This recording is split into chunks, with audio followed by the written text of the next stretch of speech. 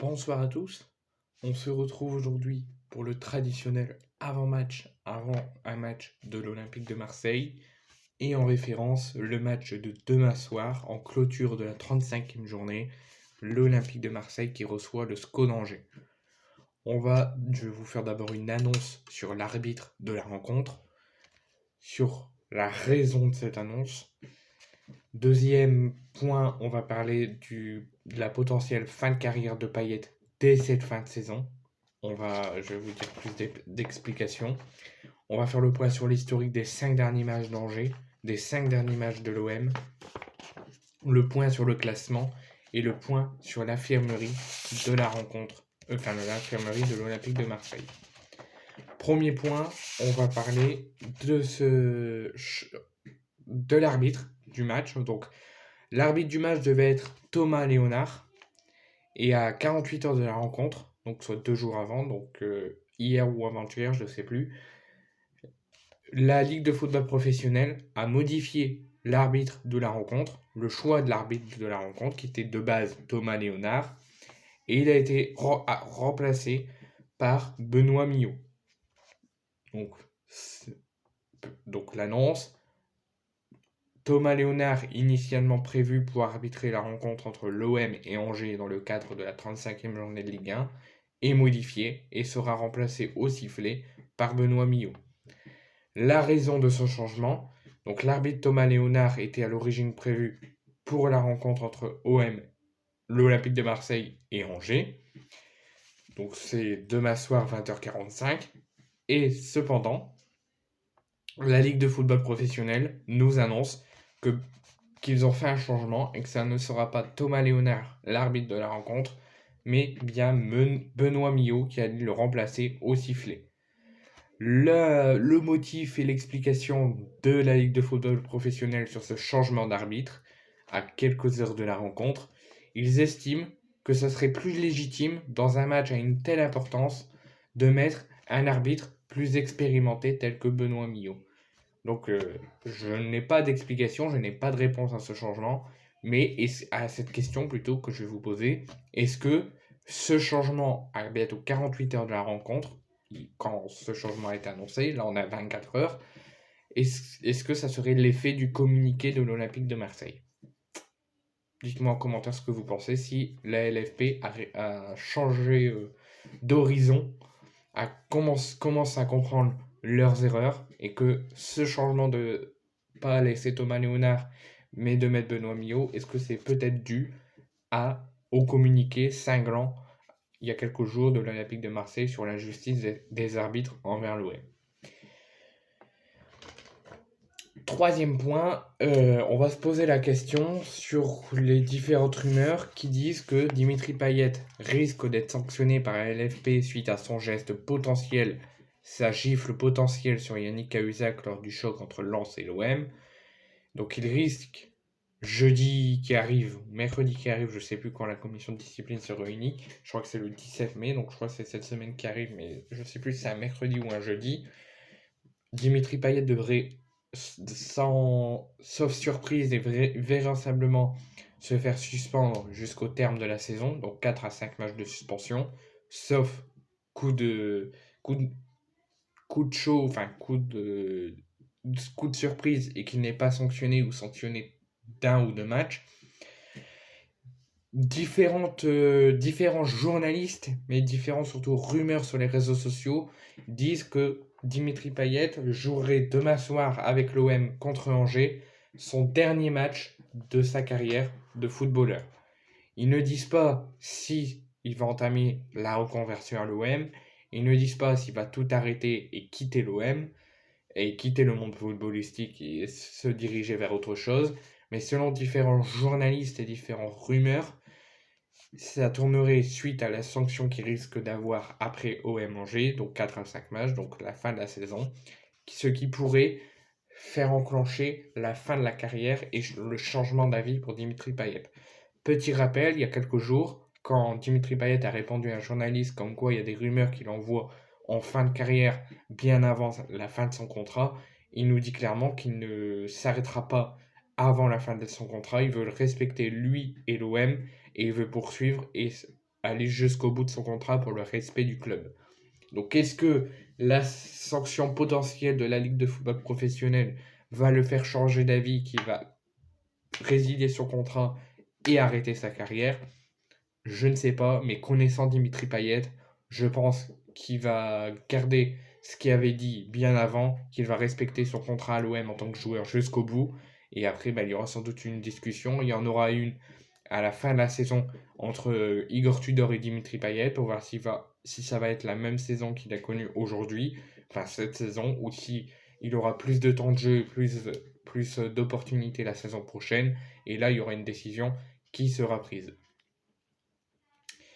Mais connaissant Dimitri Payet, je pense qu'il ne prendra pas la fin de sa carrière avant la fin de son contrat, en tout cas. Et là, but de l'AS Saint-Etienne. Parce que je suis en train de regarder l'AS Saint-Etienne qui se déplace à Laval. Ils étaient menés à 0 grâce à un but sur penalty de Laval. Mais là, ils viennent d'égaliser. Troisième point, l'historique des 5 derniers matchs d'Angers, qui n'est pas fameux, malgré une surprise à domicile face au LOSC, la victoire 1-0.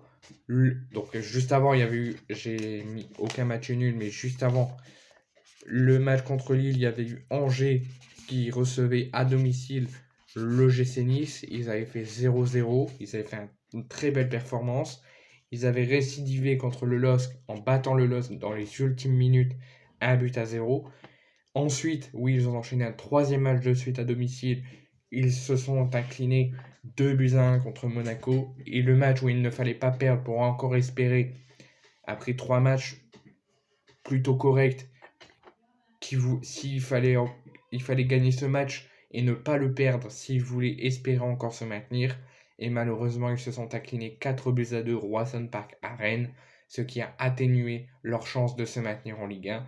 Donc c'est l'officialisation de la relégation la saison prochaine en Ligue 2 pour le SCO d'Angers, après 3 bonnes performances contre Nice, contre Lille et contre Monaco.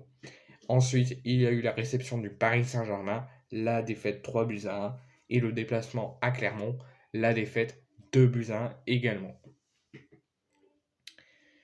Donc, les 5 derniers matchs d'Angers ne sont pas fameux, malgré 2-3 bonnes performances et 2-3 bons résultats, mais les stats sont toujours de 4 défaites, 1 nul et une victoire. Donc là, ça montre, avec tout le respect que j'ai pour Angers, ça montre qu'il n'y aura pas le choix de gagner pour l'OM s'ils veulent encore espérer la deuxième place et s'ils ne veulent pas mal finir la saison sur une très mauvaise note et que ça finisse en crise totale.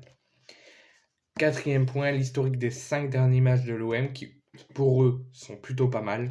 Le 6 mai, ils se sont, hormis la défaite qu'il ne fallait pas perdre, comme Angers qui ne devait pas perdre à Rennes pour espérer encore se maintenir, nous on ne devait pas perdre à Lens pour espérer encore accrocher la deuxième place. Là on en a encore l'opportunité, mais le 6 mai dernier, l'OM s'est incliné à Bollaert 2-1.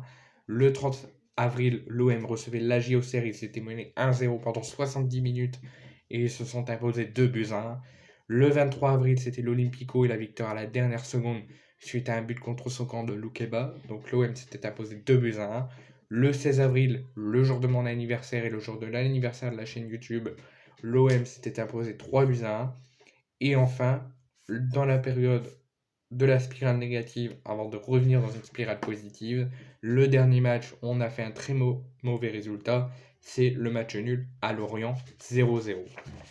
Ensuite, on va faire le point sur le classement. Donc premier, le Paris Saint-Germain qui joue ce soir au Parc des Princes contre l'AC Ajaccio. Je vous ferai une vidéo pour vous annoncer les compositions officielles et les enjeux du match.